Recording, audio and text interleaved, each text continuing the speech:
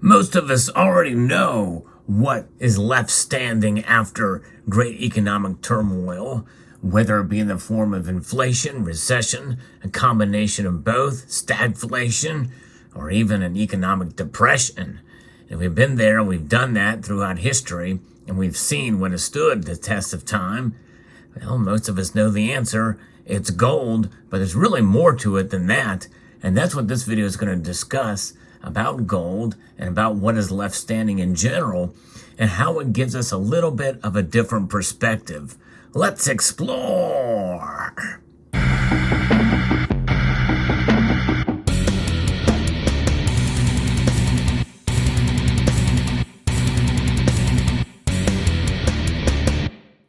Yes, what you're looking at here is the things that tends to collapse the first and the most during recession and inflationary times. You know, they lose value. They collapse in on themselves. That is fiat currencies. And you're looking at one of the two most powerful fiat currencies that we have out there now, the euro and the dollar. And these have been going on for quite some time now. And they are calculated to and manipulated to try to maintain that power structure, especially the dollar. It is a dominant currency with over 60% of international transactions being done in the dollar. It's not going away anytime soon. However, there's a lot of cracks in the armor for the dollar, as its strength, as many people feel, is artificially high. And, we have an inflationary period right now. We just got out of a mini recession. Many feel that the coming year we're going to see a greater and wider recession.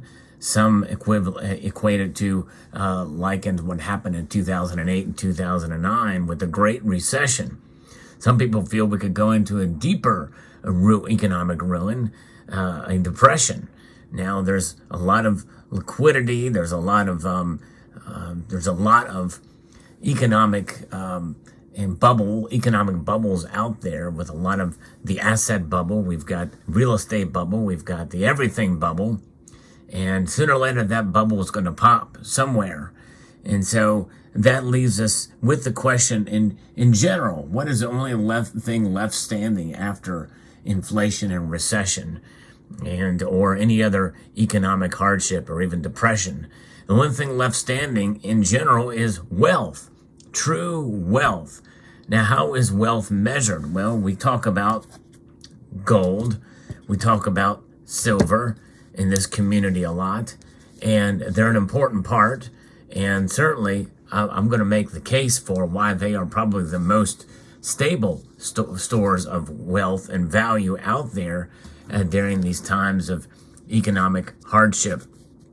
But even throughout times of economic prosperity, I think they can be seen as stores of value and wealth because they never go to zero, whereas other asset classes, other investments, and derivatives, well, they can and have gone to zero in the past. Companies come and go. There's corruption. We see all throughout corporate America and corporate world, throughout the corporate world, there's corruption. And no one is immune. It's only so long that these corporations can survive, I guess. And sooner or later they're going to either transition to something else. We've seen that time and time again. But gold and silver never do that. But wealth in general never does that either. Real, true, honest wealth. And how is that?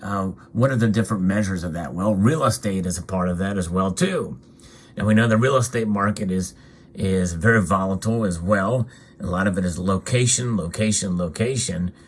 instance, in Detroit, you saw a really depressed market for quite a long time, and where you can get real estate on the cheap. So it's all really about location in many of these areas, and also with the conditions based off the housing market bubble can collapse. But real estate itself, well, it revalues itself. And many people can say the same thing during these times about some of the hard assets out there, the commodities. Many people feel that we are on the cusp of a commodity boom here coming in the next year, and that could bode well for all of the commodities, which definitely does not exclude silver and gold during these times. And so it'll be very interesting to see how that plays out. Regardless, what does this mean? What are other versions of wealth that can be measured out there? Well, you have other things such as the supplies that you need to survive. Those are things that are valuable and needed, especially during times of recession and inflation. There's the GDP numbers. There's GDP numbers that have been released that would make one think that the economy is improving.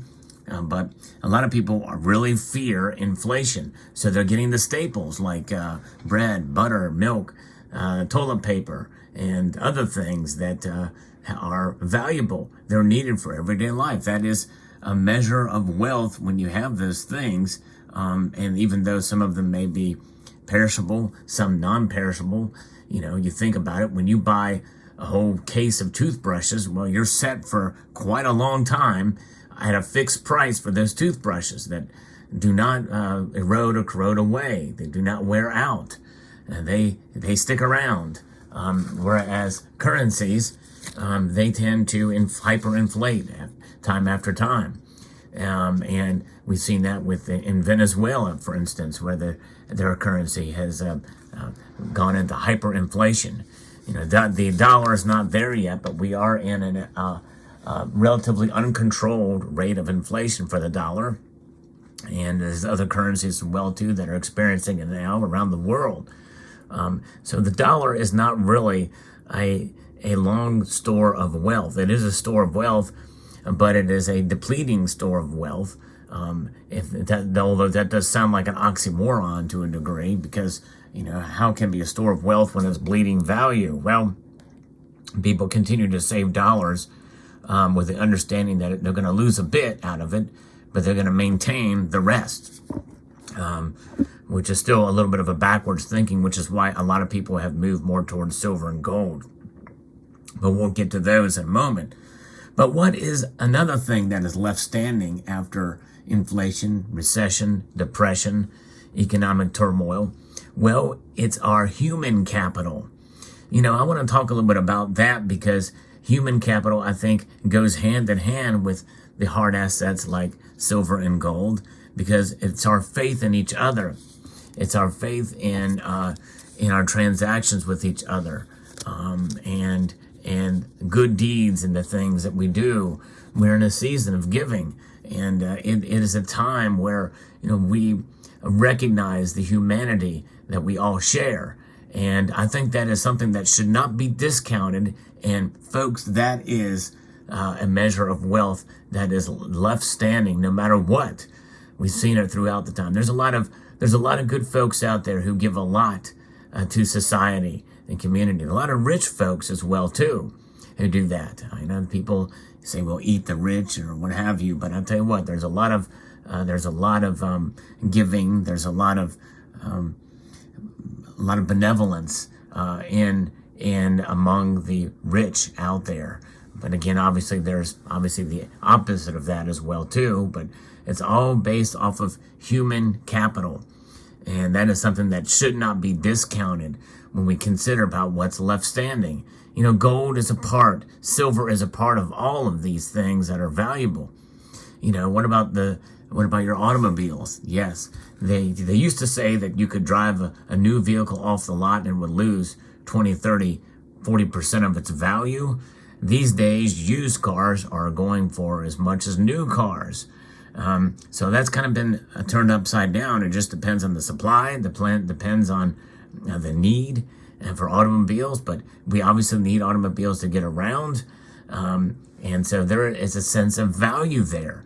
And I think that if we see continued disruptions in the supply chain and with higher inflation, we may see that as being one part of this equation.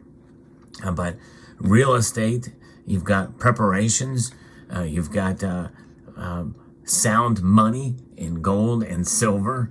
And why I think gold and silver is probably one of the best options, I think, other than the human capital, because there's nothing that can replace relationships and our benevolence towards our fellow man. And that is, gold and silver have stood the test of time as money. And I think that they are proving themselves at this very moment, as we are now in a bit of economic uncertainty as to where we are going, not only in this country, but around the world. And we're seeing a dramatic increase in buyers of gold and silver and in the physical form. It's remarkable to see, especially with silver. A lot of people are starting to accumulate silver. And I want to give you a little bit of a cautionary tale about buying silver especially, but this does go along with gold as well, as people can find themselves with unrealistic expectations of how the metals should perform. Because in the wake of inflation and recession, silver and gold will not perform in tandem and almost never do.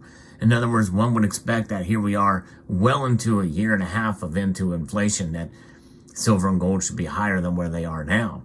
Some people say $50, $100, $400 silver and maybe $3,000, $4,000 gold. Well, that's just unrealistic because of all the different attributes, all of the different indicators that weigh in on the price of gold and silver, especially with what the Fed is doing, the Fed's actions that are causing the dollar to be, in a sense, artificially propped up, bumped up in terms of its strength, understanding that it is indeed losing value year over year, and by design of 2%. But in reality right now, it's climbing much higher than that in terms of its inflation rate.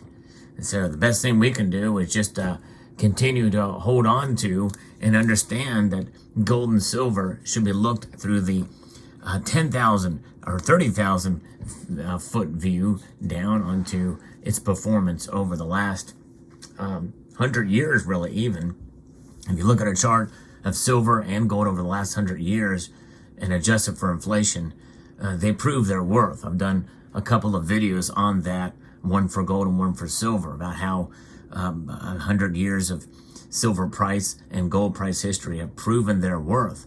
They're not there to make you rich. They're there to they're left standing in times of economic turmoil, of hardship, inflation, and recession. And in fact, I'm going to talk a little bit about inflation and recession, because that is what the Fed is going to have to navigate as we head into the coming year. Inflation and recession. They're going to trade one for the other. And that's what they would rather have a recession than inflation, because their goal is to bring price stability. A stable dollar is what they're trying to do. So they're doing this quantitative tightening at this moment. And believe it or not, we're not digitizing and printing as much currency, at least not right now. There's going to be a lot of pressure for them to do that in the coming year with this new omnibus spending package, which will be passed and signed by the president, sadly. And that's going to be $1.7 trillion of more spending in the coming year, and a lot of it unnecessary, which means that we are looking at more quantitative easing coming down the pike. That's going to put more pressure for this and for the Fed to be able to do that. And will they be able to navigate through that fine hole in the needle between recession and inflation? That is really the key and the trick. In the end, it's up to us to be patient as we look at other forms of wealth. I think the most stable being human capital. You don't have to pay capital gains on that human capital, and you hold on to your gold and silver. You don't have to pay capital gains on those either, and that's really what it's about, folks. Gold and silver have proven themselves over thousands of years as being stores of wealth. Now, let me know what your thoughts are in the comment section below. Hope you found this video insightful. I'd like to extend a multitude of gratitude to all of you for taking the time to watch, and to encourage you to please rate, share, comment, and subscribe.